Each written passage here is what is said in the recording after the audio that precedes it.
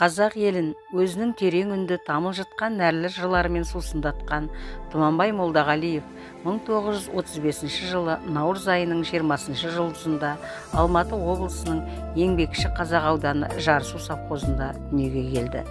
Тұманбайдың әкесі 1941 жылы соғысқа кетіп, сонда қаза табады. Анасының тәрбиесінде болған ол мектепте өте тәртіпті оқушы болады. Сабақты үздік оқиды. 16 жасында орта мектепті бітіреді. Кейін Қазақ мемлекеттік университетінің филология факультетіне оқуға түсіп, 1956 жылы бітіріп шығады. Өзінің шығармашылық еңбек жолын Лениншіл жас пионер газетінен бастаған ол 1959-70 жылдар аралығында осы журналдарда қызмет атқарды. Өзінің айтуынша, өлең жазуды Ақши мектебінде оқып жүріп бастаған. Алғашқы өлеңдерінен ақ ақын жаңа кезең талабына сай жаңа ізденістердің бетін таныта білді. 50 жылдардың орта кезеңінен күнделікті баспасөз беттерінде жариялана бастаған оның өлеңдері оқырманды селт еткізіп, әдебиет сүйер қауымды өзіне баурап алды. Оның себебі ақынның адам сезімін, оның көңіл күйін, жастықтың құпия сырын шынайы бейнелеуінде еді. 1973 жылдар аралығында Балдырған журналының жауапты хатшысы болды. Кейін 1973 жылдан бастап жазушы баспасы жанындағы балалар және жастар әдебиетінің бас редакциясы мен жалынның бас редакторы болып істеді. Қазақтың аса көрнекті ақыны Тұманбай Молдағалиев туралы сөз айтылса, көпшілік жұрт, әсіресе қаламгер қауым оны махаббаттың жыршысы деп бағалайды. Әрине, дау туғызбас тұжырым бұл. Аталған тақырыпта Тұманбай Молдағалиевтан аты озған ақын жоқ.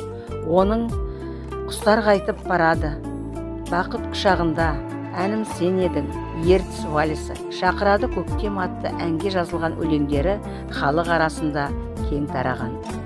Тұманбай Молдағалиевтің өлең поэмалары 40-тан астам жинақ болып басылып шықты. Ақын жүректегі жазулар өлеңдер жинағы үшін Қазақстан Республикасының Абай атындағы мемлекеттік сыйлығын иеленген. Сондай-ақ бүкіл түркі дүниесінің ақындарының Физули атындағы халықаралық сыйлығының лауреаты атанды.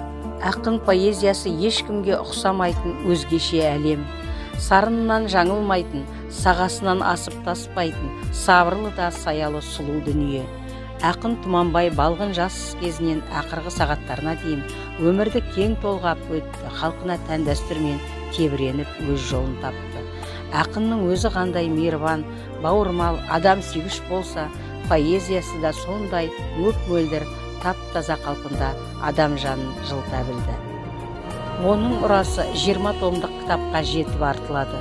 Артында өлшеусіз мол рухани мұра қалдырған ақын қазақ халқының жүрегінде мәңгі сақталары сөзсіз.